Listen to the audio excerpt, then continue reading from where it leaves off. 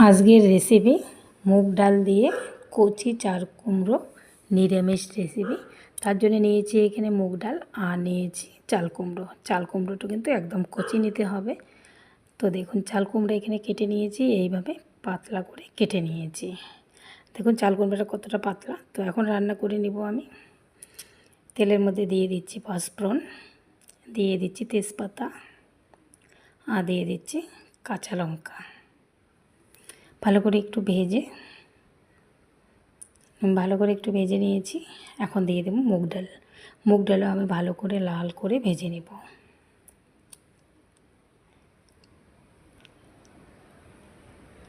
তো দেখুন লাল করে ভেজে নিচ্ছি।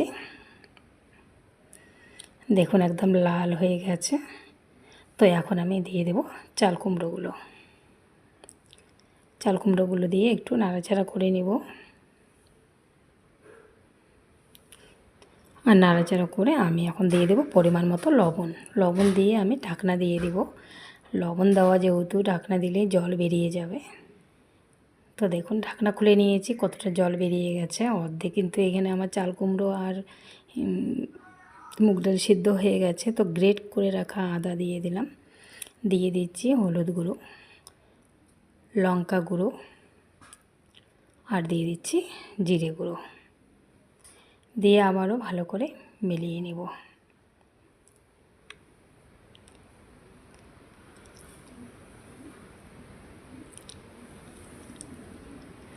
ভালো করে দেখুন মিলিয়ে নিয়েছি। আর দেখুন কতটা সুন্দর লাগছে। তো দিয়ে দেবো আমি এখন একটু জল, বেশি না অল্প করে একটু জল দিয়ে নাড়াচাড়া করে আবারও ঢাকনা দিয়ে দেব। ঢাকনা দিয়ে এইভাবেই আমি রান্না করব। এখানে কিন্তু এই ঘন্টাতে বেশি জল ব্যবহার করা যাবে না, অল্প জল দিয়ে এইভাবে ঢাকনা দিয়ে দেব। তাতেই কিন্তু মুগ ডাল চাল কুমড়ো সিদ্ধ হয়ে যাবে। তো দেখুন এখানে কিন্তু আমার মুগ ডাল চাল কুমড়ো সিদ্ধ হয়ে গেছে।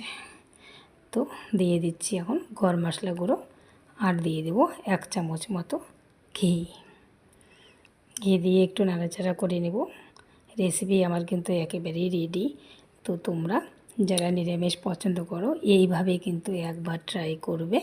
নিরামিষ মুগ ডাল দিয়ে চাল কুমড়া ঘন্ট খেতে কিন্তু খুবই ভালো লাগে, আর ভাত রুটির সঙ্গে খেতে খুবই ভালো লাগবে।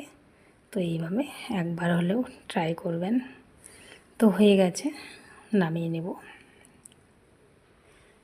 তো দেখুন নামিয়ে নিয়েছি, একটা প্লেটে সাজিয়ে নিয়েছি। দেখুন কতটা সুন্দর লাগছে দেখতে, খেতেও কিন্তু খুবই ভালো লাগে।